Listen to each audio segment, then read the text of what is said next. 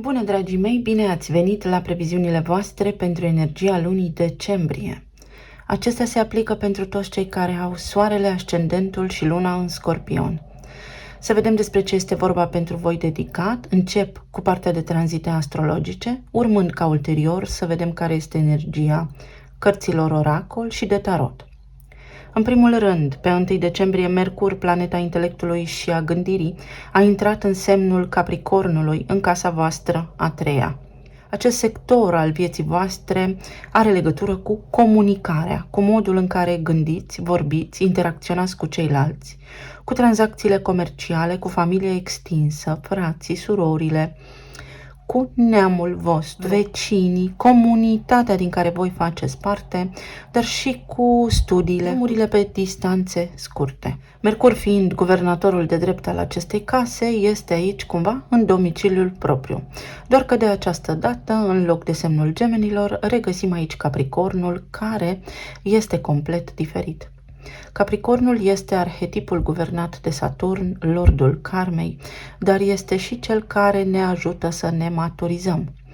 Este cel care abordează toate subiectele cu foarte mare seriozitate și care dorește ca absolut tot ceea ce atinge să fie construit pe o bază solidă, care să dureze în timp. În acest context, pentru voi, Mercur în Capricorn vine cu o notă foarte serioasă. Fie gândiți foarte matur în această perioadă, fie comunicarea voastră este una foarte serioasă, pe alocuri s-ar putea ușor rigidă. Într-o lună a sărbătorilor de iarnă, într-o lună în care toată lumea vrea să se distreze, s-ar putea voi să vă regăsiți foarte serioși, foarte maturi și să aveți mici provocări în această direcție, întrucât s-ar putea să vă simțiți ușor neînțeleși. Pe de cealaltă parte, puteți aborda problemele foarte serios, foarte matur, cu minte foarte clară, tocmai pentru că ceilalți din jurul vostru sunt cumva pe un nor și plutesc lin. Alții dintre voi s-ar putea să aveți în această lună drumuri de parcurs care au legătură cu guvernul, cu chestiuni foarte serioase, în ceea ce privește anumite instituții, unde voi aveți treburi de rezolvat, sau poate doriți să vă maturizați, să preluați cumva responsabilitatea într-o oarecare măsură sau privință în comunitatea voastră. Sunteți acel om la care alții pot apela pentru că prezentați seriozitate, încredere și maturitate. Mai departe, pe 4 decembrie, Venus, planeta iubirii, a banilor, zeița frumuseții, cea care ne vorbește despre stima noastră de sine, a intrat în casa voastră întâi în semnul Scorpionului. Venus în Scorpion spune: sunt sexy și știu asta. Este o energie foarte puternică, profundă, mistică și magnetică, care atrage, la care oamenii se uită și nu îi pot rezista. Pentru că acest sector din viața voastră vorbește despre voi, aspectul fizic, despre personalitatea voastră și despre modul în care ceilalți vă percep. Venus în Scorpion este o energie care respinge superficialitatea și care nu stă la discuții despre lucruri mici și mărunte. După cum spuneam, are legătură cu banii, cu misterul, cu puterea și cu voința în această lună, mai ales în relațiile cu ceilalți, pentru că această casă întâi este în opoziție cu casa relațiilor, casa a șaptea, dintr-o astrogramă, care ne vorbește despre ceilalți, despre partenerul de viață, despre clienții pe care noi îi avem contractual, despre partenerii de afaceri sau despre prietenii noștri cei buni. S-ar putea să fiți foarte profunzi, mai profunzi decât ceilalți pot duce. Sau în această lună să aveți acel curaj fantastic să atingeți acele subiecte tabu, să dezbateți niște discuții sau să scoateți la suprafață niște lucruri care trebuie neapărat discutate, vorbite, integrate, aduse în lumină. Pentru că Scorpionul din întuneric vede lumina. Pentru ceilalți veți fi oarecum irezistibili și misterioși. Este o lună în care aura voastră, câmpul vostru electromagnetic va atrage în viețile voastre oamenii profunzi, oamenii cu care să puteți purta discuții care cu adevărat contează. Vă poate scoate în cale o nouă iubire. vă poate scoate în cale oameni alături de care să descoperiți că aveți un sens comun în această viață. Pentru alții dintre voi s-ar putea să vină cu idei despre schimbarea aspectului fizic. Vă recomand poate să așteptați până spre sfârșitul lunii, când Venus se mută în Săgetător și va fi ușor mai degajată, mai flexibilă. Pe 12 decembrie avem luna nouă din Săgetător în casa voastră a doua. Această casă este guvernată de drept de Venus, însă acum în tranzit îl are ca guvernator pe Jupiter, cel care amplifică, care expandează ceea ce ține de banii noștri, de resursele noastre materiale proprii, de lucrurile pe care noi punem valoare și accent, stima noastră de sine, modul în care noi simțim, iubim. O lună nouă spune noi angajamente, noi intenții, dar sub arhetipul Săgetătorului, care să vizeze imaginea de ansamblu cu o abordare foarte înțeleaptă. Săgetătorul ne vorbește despre credința noastră proprie, despre lucruri care au legătură cu tot ceea ce se petrece dincolo de granița țării în care locuim, cu legea, cu modalitatea prin care noi ne transformăm din student în profesor, adică vine cu ceva experiență de viață la pachet.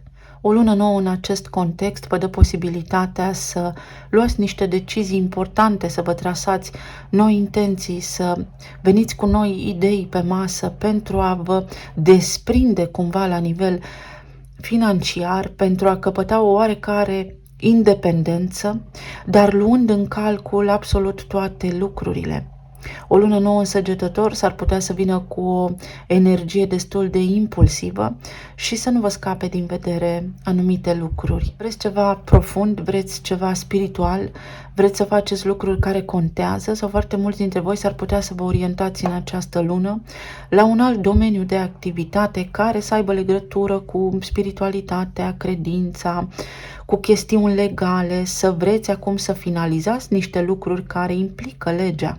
La fix o zi după, Mercur, planeta intelectului, va retrograda în casa voastră a treia, în Capricorn. Este un moment foarte bun de introspecție. Asta ne spune aici Mercur în Capricorn, care reevaluează, care se asigură că nu a scăpat poate nimic din vedere sau care se asigură că lucrurile sunt mature, înțelepte și că are toate datele problemei. Mai lucrează încă o dată la structură. Se asigură că are cel puțin materialul de construcție la îndemână.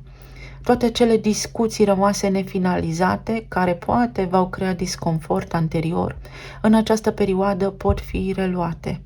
Dar cu această condiție, să fie toate cu respect la bază, cu seriozitate și cu foarte multă claritate. Pe 21 decembrie vine soarele aici în casa a treia și ușurează, favorizează această zonă, aduce un plus valoare și optimism pentru voi în drumurile pe care le aveți de parcurs, chibzuință, organizare, meticulozitate, totul se va face după un program foarte bine stabilit. Nimic nu este lăsat aici la voia întâmplării. Pe 23 decembrie, Mercur face un pas înapoi, în casa a doua, astfel încât să se asigure că toate detaliile sunt vizibile. Mercur însăgetător în casa a doua vine și reevaluează în cazul în care aveți drumuri de făcut sau vreți să faceți niște cursuri pentru a vă îmbunătăți aptitudinile. În acest cadru, în acest context astral, Mercur vine și spune: ești convins că vrei să investești în asta?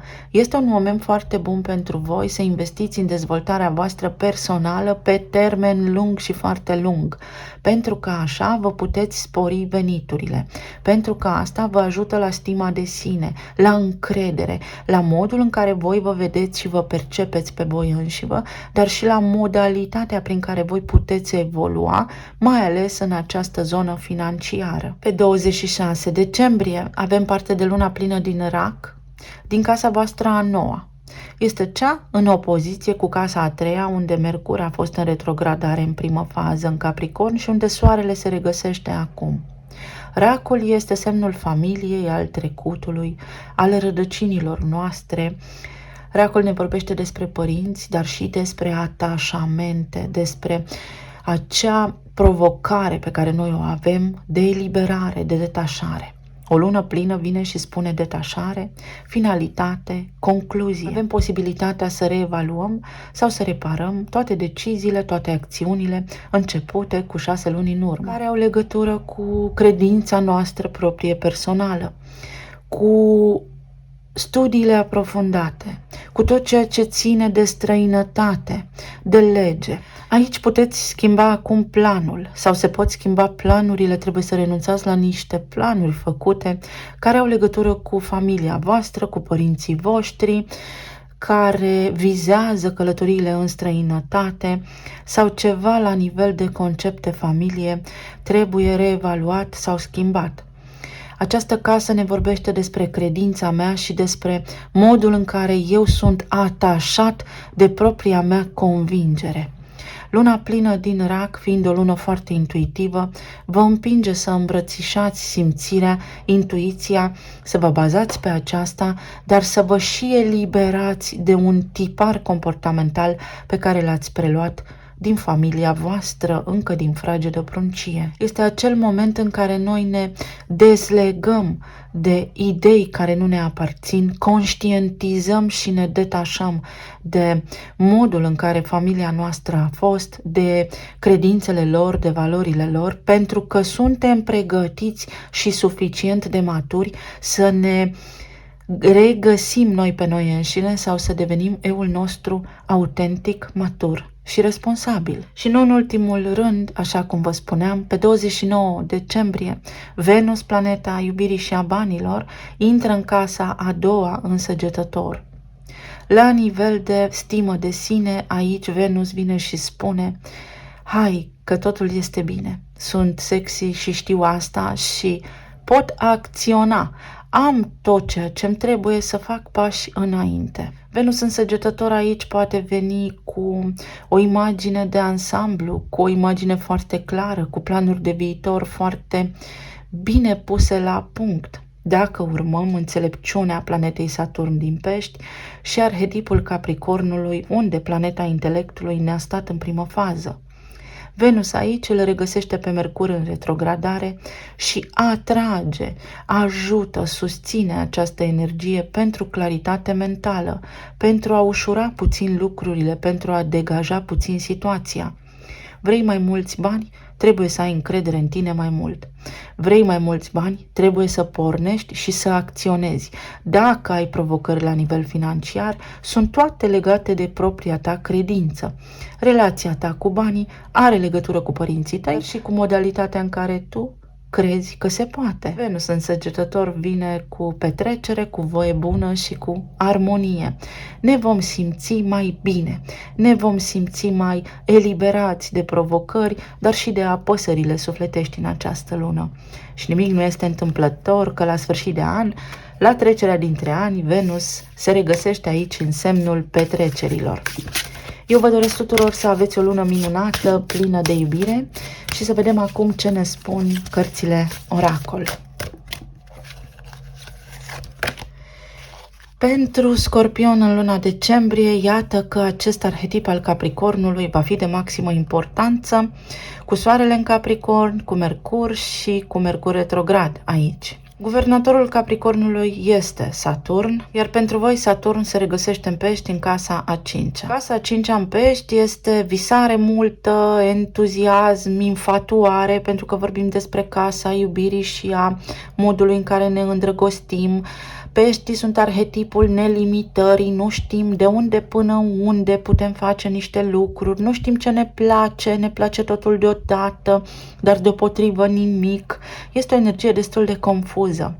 Guvernatorul Capricornului, pentru că aveți Mercur în Capricorn și Soarele în Capricorn, în Pești va face ordine, va restaura ordinea și disciplina.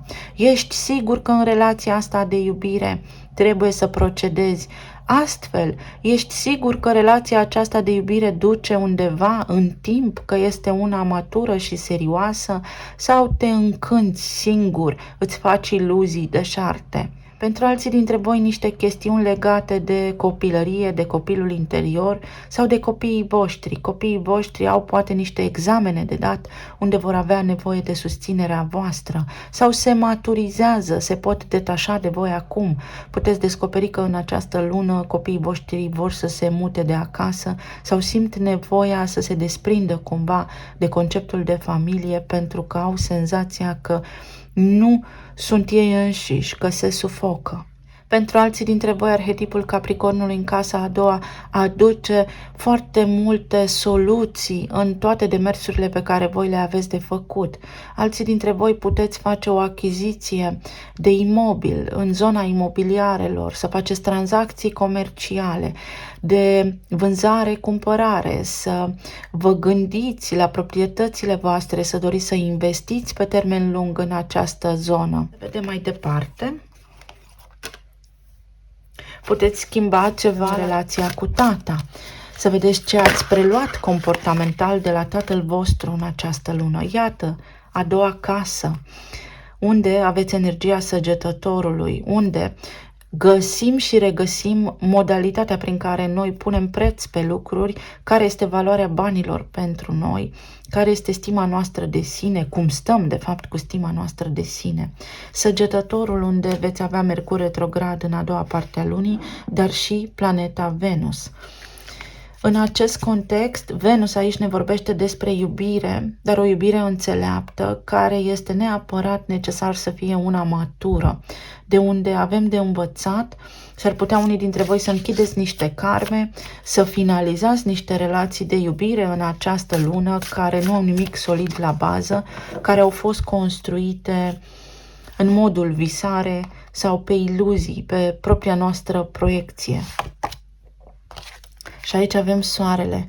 Soarele în Capricorn, în casa a treia, vă dă vouă energia, vă susține în această lună să aveți puterea să articulați clar, scurt și la obiect tot ceea ce vă stă pe suflet, dar într-o formă foarte matură și responsabilă, pentru că altminteri vă veți arunca din nou în egregorul acela al fanteziei și veți trece și peste această lună fără să știți de fapt ce vreți, cine sunteți și cu ce vă puteți dezvolta și cum vă puteți dezvolta, ce beneficii puteți extrage din această energie. Avem fortăreața, numărul 1, magicianul și semnul vărsătorului. Aici avem să stăm în puterea noastră, avem acea rigiditate despre care v-am vorbit, avem încăpățânare, avem detașare, dar avem și acea energie pe care voi ați îndurat-o de-a lungul timpului, ați proiectat-o poate în relațiile voastre, ați avut așteptări de la ceilalți, tocmai pentru că v-ați simțit neputincioși. V-ați îndepărtat de sufletul vostru și ați găsit, ați căutat alinare în ceilalți, într-un mod foarte evident, ceilalți neputând să se ridice la nivelul așteptărilor voastre. Este o lună a acceptării, o lună în care mă detașez, gândesc limpede și înțeleg niște chestiuni foarte importante care vizează modalitatea în care eu mă bucur de viață. Peștii în casa 5-a a bucuriei sufletului pentru voi sunt o energie foarte fluctuantă.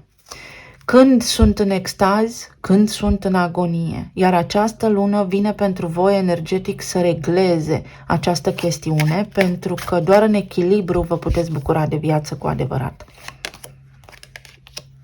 Avem Safirul, numărul 1 și Gemenii. Avem forță mentală, Venus în Scorpion vă dă acea putere, acea abilitate să îi influențați pe ceilalți, fie că vă dați seama, fie că nu. O putere să descoperiți la nivel spiritual lucruri care contează, lucruri profunde. O judecată înțeleaptă, o modalitate foarte înțeleaptă de a vă raporta la viața voastră, putere, blândețe, vă dă capacitatea de a vă bucura de viață și de a vă relaxa în această lună, de a vă elibera de tensiuni, motivația să vă găsiți bucuria în această viață. Pentru unii dintre voi, cineva își va găsi în această lună motivația să vă abordeze și să încerce să dărâme aceste ziduri pe care voi le-ați ridicat energetic în jurul vostru. Este o lună în care comunicarea pentru voi este cea care primează. Și avem mai departe numărul 7 și peștii, bagajul emoțional karmic. Vorbim despre exces și despre lucrurile care nu sunt rezolvate. Peștii ne vorbesc despre exces, după cum spuneam, agonie sau extaz, nelimitat. Nu știu unde să mă opresc și când. Pic în visare, poate pic în depresie, mă deconectez de la realitate și în imaginația mea mă cufund în propria mea gândire. Aici mai avem ideea de a mă separa, de a mă elibera de acest tipar comportamental și forța să trec la următoarea etapă din această viață, care are legătură cu relațiile mele. În relațiile voastre conștiente 1 la 1, în această lună, energia vă sugerează că veți avea parte de evenimente, de discuții care vă duc într-o altă etapă. Ceva se încheie pentru că altceva începe. Numărul 2, arhetipul Fecioarei, casa a doua din astrologie și șansa, moneda aruncată în aer pentru a vedea șansa vieții noastre, alegeri pe care le avem de făcut. Este o lună a finalității pentru voi, în unele direcții. Aveți de luat niște decizii care musai trebuie să vină și cu o concluzie finală. Altfel veți rămâne prinși în acea karmă, în acea energie, nu veți ști de unde începe și unde se termină ceva anume.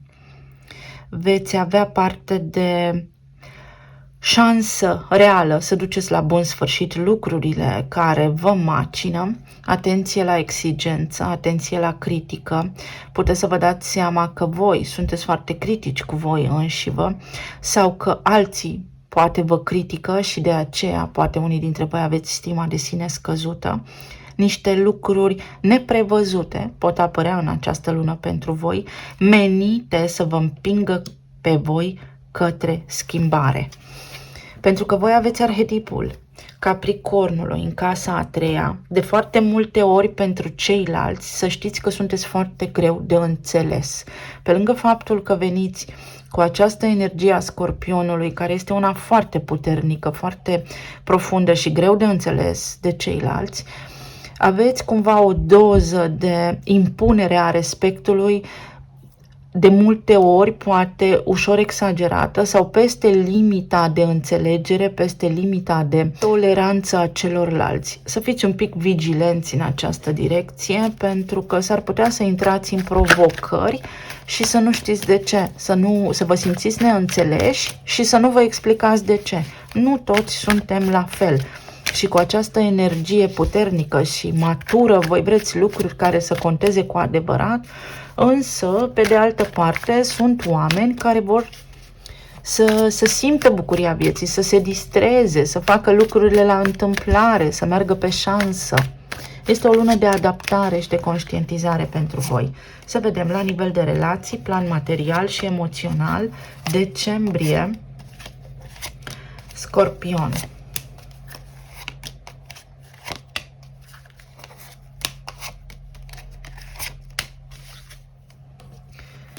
În relații avem pajul de spade, 8 de bâte, îndrăgostiții și moartea.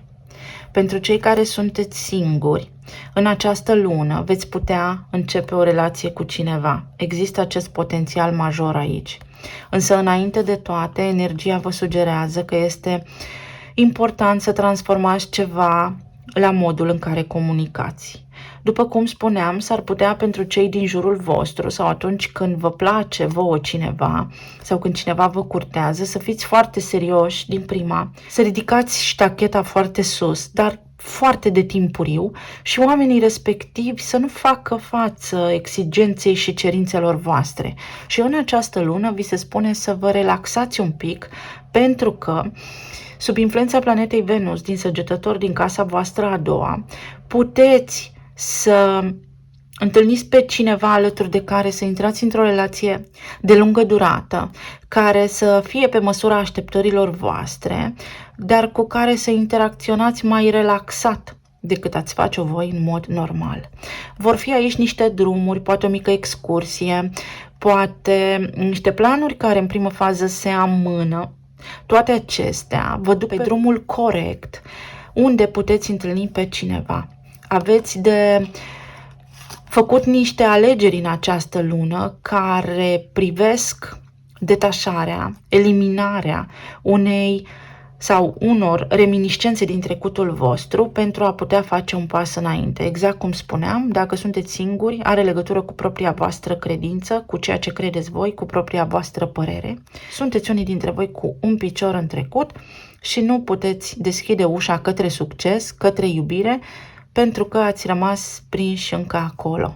Vă puteți elibera și puteți cunoaște pe cineva profund, așa cum vă place. Pentru cei care sunteți în relații deja formate, în cupluri stabile, aici atât voi cât și partenerul vostru de viață aveți niște provocări sau trebuie să purtați niște discuții cu ai voștri copii, în cazul în care aveți.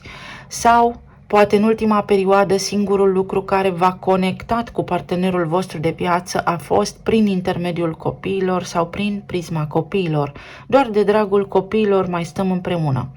Este o lună în care aveți alegeri din nou de făcut, în care potențialul energetic vă sugerează să vă gândiți foarte matur și înțelept la ceea ce vă doriți de la viață, pentru că dacă nu permiteți energiei și dacă nu vă permiteți vouă să vă detașați de propriile voastre credințe, veți rămâne în continuare în acest egregor care nu vă favorizează sau care la un moment dat va veni către voi și vă va surprinde. O transformare are loc aici la nivel de cuplu pentru foarte mulți dintre voi. Pentru unii dintre voi se îmbunătățește relația de iubire, se îmbunătățește comunicarea, apar mici jocuri, distracții, bancuri, glume în cuplul vostru și veți simți că energia în această lună vă susține mai mult, vă veți simți mai bine, veți fi ca niște copii. Iar pentru cei care sunteți în perioada de separare, aici această comunicare trebuie să se transforme. În primul rând, unii dintre voi trebuie să puneți stop pentru că trageți de un elastic care este la maximum întins și atunci când se va rupe, doare.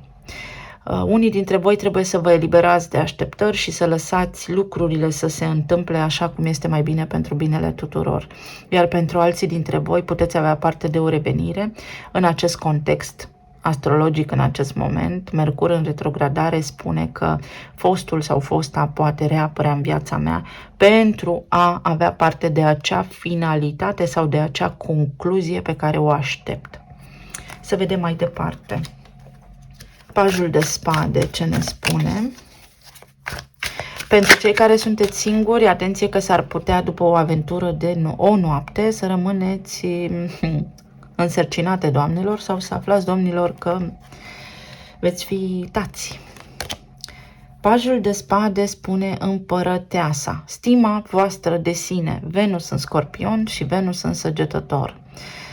Veți avea puterea să obțineți de la oamenii la care vă gândiți voi acum niște răspunsuri. Este important să nu abuzați de puterea voastră, ci să fiți foarte maturi, mai degrabă să vă folosiți de forța aceasta magnetică pentru a trage niște concluzii sănătoase în această lună, pentru că puteți întâlni pe cineva care nu vă va rezista, însă puteți atrage tot soiul de personalități în această lună care să aducă în viața voastră fie împlinirea absolută, fie pe cineva care traversează perioade karmice, care are traume multe.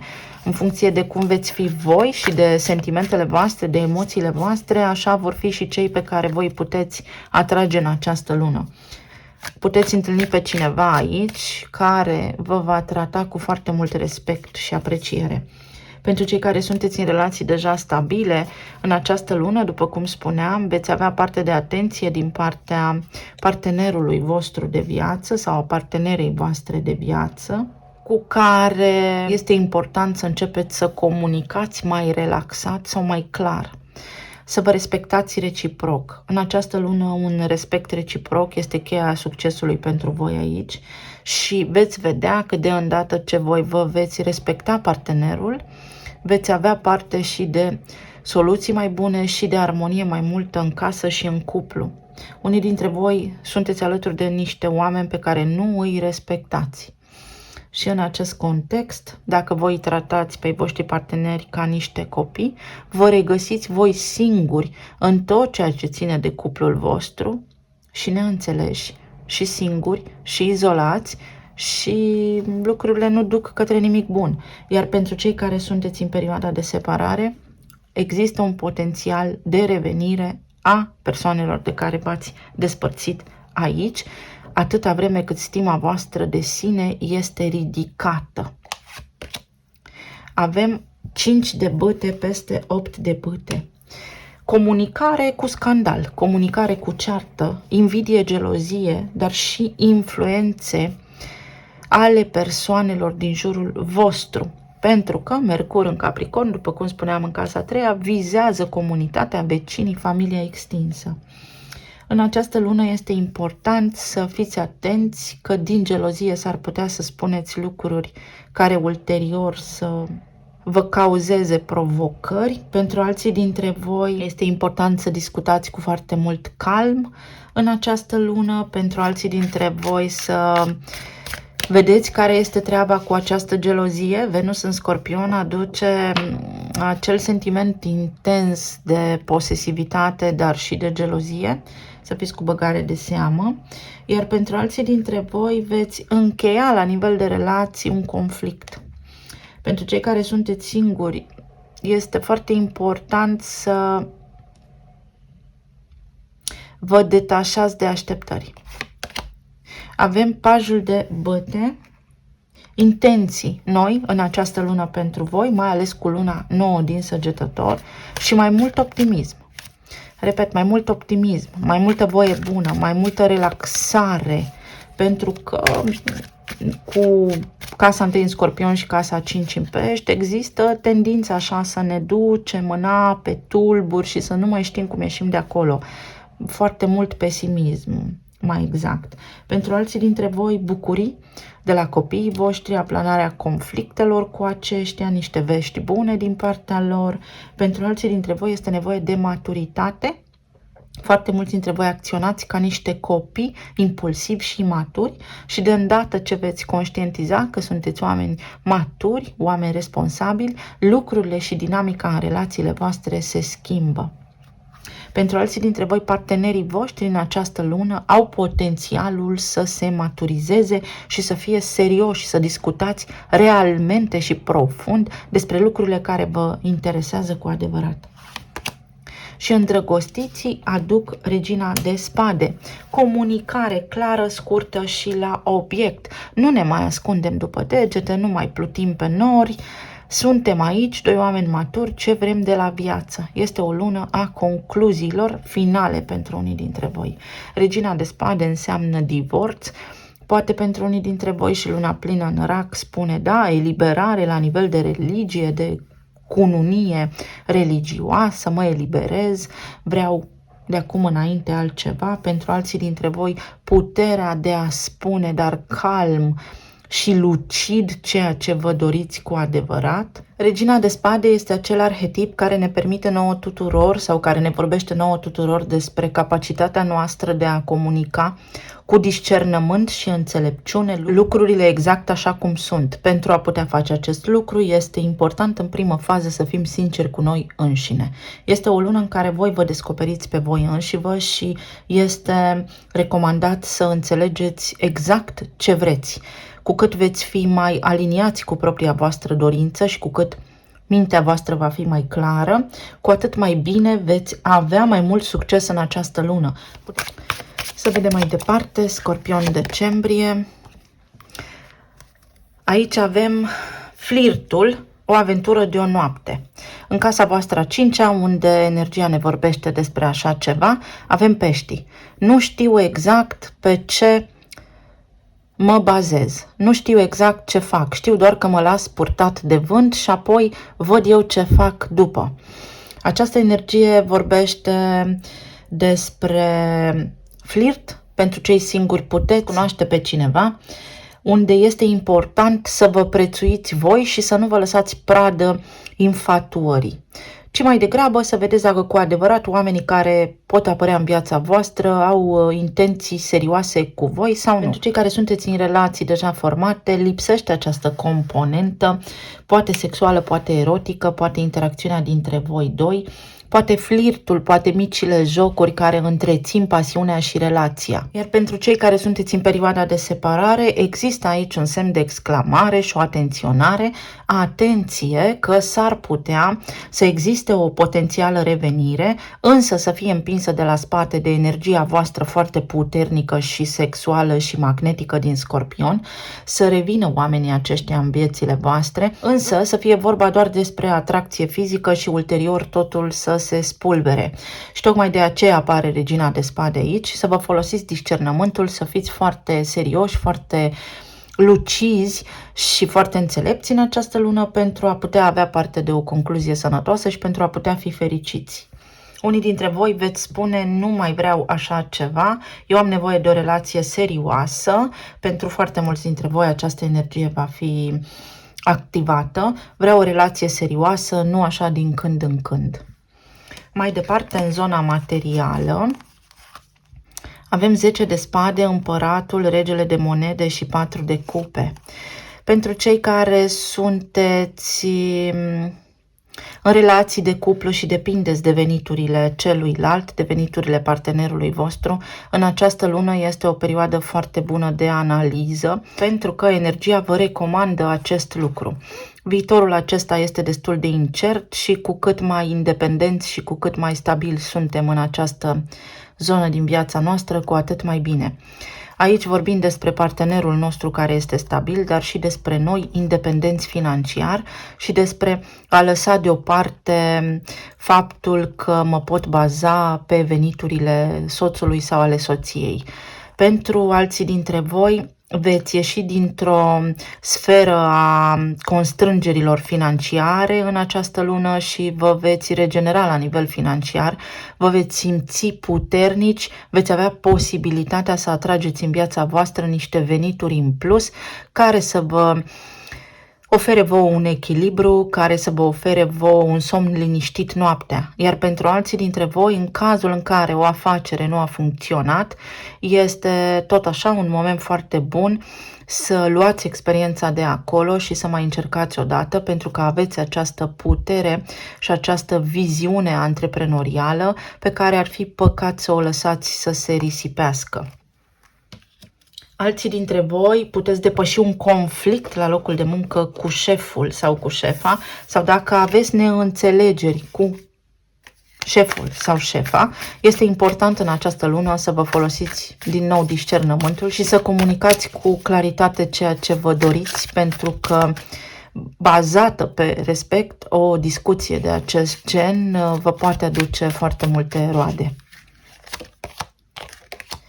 Iată, 9 de bâte spune: m-am săturat, am suficient de mult timp petrecut în această situație și vreau să ies din ea. Și în această lună se creează un cadru prin care voi să faceți aceste lucruri. Cavalerul de spade, niște studii noi pe care le puteți face în acest moment pentru a obține ceea ce vă doriți. Casa a doua, pentru că puteți deveni independenți financiar, pentru că vă puteți regenera financiar. Pentru alții dintre voi este necesar să vă întoarceți la niște studii. Cu ajutorul unor cursuri, cu ajutorul unor studii, puteți acum să vă desprindeți și să deveniți independenți sau să vă căutați un nou serviciu. 6 de spade, pentru că aceasta este calea, pentru că veți găsi o modalitate să navigați, să depășiți aceste provocări, dar și să deveniți independenți. Nu mai depindeți de nimeni cu nimic.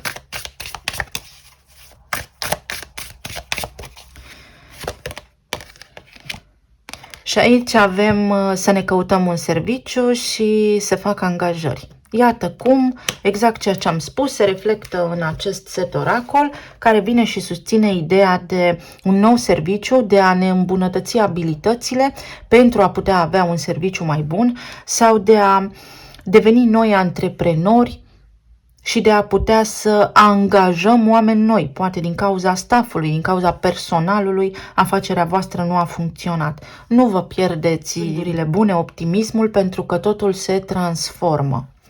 Iar la nivel emoțional avem 5 de spade, 8 de cupe, regina de cupe și steaua. 5 de spade este acel compromis din care în această lună este important să ieșiți, cel puțin să îl conștientizați. Certuri, cuvinte spuse la nervi, la furie sau discuțiile superficiale pe care poate le aveți zi de zi și care vă încurcă traiul și buna desfășurare a vieții. Această lună este despre a lăsa deoparte poate vendeta personală, poate propria mea părere despre ceva anume și despre a fi empatic, despre a avea compasiune și despre a-mi vedea de viața mea și de drumul meu.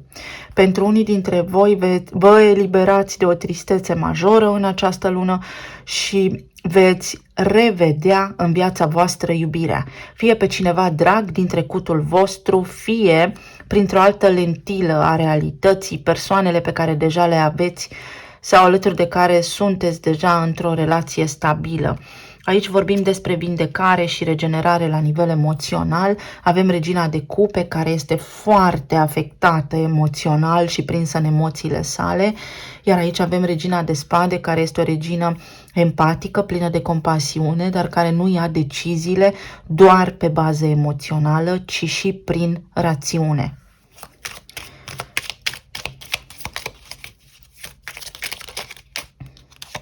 Avem 10 de bâte, un final de capitol, eliberarea de constrângeri și materiale și emoționale, eliberarea de credințe proprii, epuizarea fizică sau starea latentă în care unii poate vă regăsiți.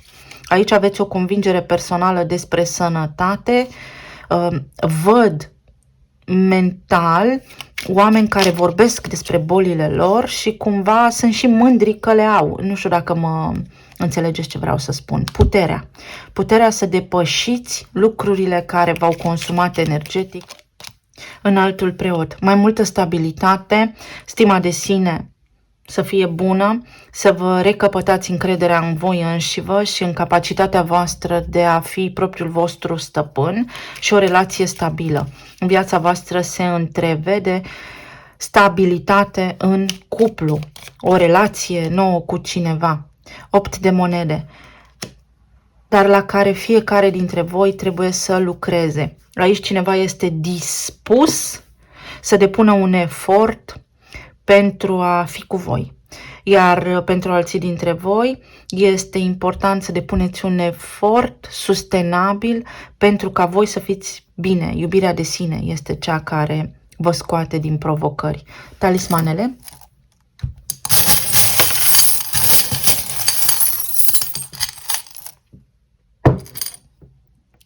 A vrut neapărat acest mesaj să fie auzit. You are my sunshine, my only sunshine. You make me happy. Ești raza mea de soare. Dacă voi vedeți soarele și stați în lumina soarelui și sunteți optimiști, atrageți lucruri bune în viața voastră, iar pentru alții dintre voi cineva vă va vedea ca o rază de soare. Se restaurează echilibrul, optimismul. Vedeți, trebuie să vă îndepărtați, uite aici, de această vibrație joasă foarte mulți dintre voi, să înlăturați întunericul pentru a putea pătrunde lumina și iubirea în viața voastră. Bună, sunt ușor distras. Cineva care a fost distras, care nu v-a alocat atenție, care nu v-a dat atenție, în această lună vă poate pune pe primul plan sau își face timp să stea de vorbă. Rinichi, foarte multă tristețe și multă frustrare acumulată care duce în dramă. Atenție că puteți somatiza în corpul fizic. Meriți. Care este valoarea ta? Pe ce pui tu preț? Așa cum te iubești tu pe tine, te vor iubi și ceilalți. Cenușăreasa. O situație care se transformă. Puteți să vă găsiți prințul sau prințesa. Racul, la luna plină din rac. Când voi vă eliberați și aveți încredere deplină în univers, în energie, că lucrurile pot fi bine, atunci apare magia pentru voi. O situație care se îndreaptă și se remediază. O bucurie de care puteți avea parte în această lună. Uite, cineva vrea să îndrepte o situație așa cum și voi vreți să o faceți. Noroc și abundență, prosperitate. Cu casa a doua activată de Venus în Săgetător, cred și eu. Acea nouă șansă și oportunitate. Ce frumos! O nouă idilă romantică. Vedeți, să nu o confundați. Ceva romantic. O nouă șansă. Dar este nevoie de vindecarea trecutului, de eliberarea de trecut aici. Mâinile înghețate, să vă folosiți mâinile, să vă folosiți voi de propria voastră capacitate de a fi creator. Acesta este drumul. Voi vă aduceți fericirea. O presiune a timpului și niște calcule. Aici avem planeta Marte, care este o energie foarte impulsivă. Este un fel de Marte în Scorpion aici, o direcție clară, dar merg înainte fără să mă uit stânga-dreapta, să ating un anume rezultat. O presiune. Este important să vă eliberați de o mică obsesie, unii dintre voi, să aveți încredere, răbdare, puterea de a o lua de la început, puterea de a vă găsi starea de echilibru interior. Cineva va fi corect, cineva va ceda în această lună. Transformare și regenerare la nivel medical. Aici avem creierul și să îl folosim înțelept. Da, cu Mercur în Capricorn este vorba despre înțelepciune și doar înțelepciune. Să ne amintim din momentele trecutului. Uite, unii dintre voi sunteți cu ochii pe trecut, nu vă puteți desprinde de acolo și este important, dacă luați niște decizii, să vă țineți de planul vostru, să respectați propriul vostru cuvânt, reflexele voastre. Uite, încă puteți face ceva. Pentru cei care v-ați pierdut încrederea că ați mai putea învăța lucruri noi, greșit, o puteți face. Aveți încredere în voi. Tai răul de la rădăcină sau buturuga mică răstoarnă carul mare, ceva neașteptat, judecata, o veste despre un atașament sau o veste care acum vă împinge să vă eliberați dintr-un atașament, să vă schimbați o credință, să vă urmați pasiunea, foarte mulți dintre voi, pentru că aveți talent artistic aici. Mă deplasez în această viață fix cât cred eu că pot. Cu cât credeți că sunteți mai bine, cu cât sunteți mai actualizați, cu cât versiunea voastră din momentul prezent este mai bună, cu atât mai bine vă va fi. Și anul dragonului ce urmează este un an de vibrație 8, de reușită în zona financiară, dar este și un an karmic, în care tot ce creați voi acum la sfârșit de an se va reflecta și în anul ce urmează, mai ales că avem nodul nord în Berbec, identitatea ta. Cine ești tu? Și cu asta să rămâneți voi pentru luna decembrie. Eu vă mulțumesc tuturor, vă urez un an nou minunat, să aveți o lună minunată, să fiți bine, sănătoși și iubiți și să ne reauzim cu bine și data viitoare. Pa, pa!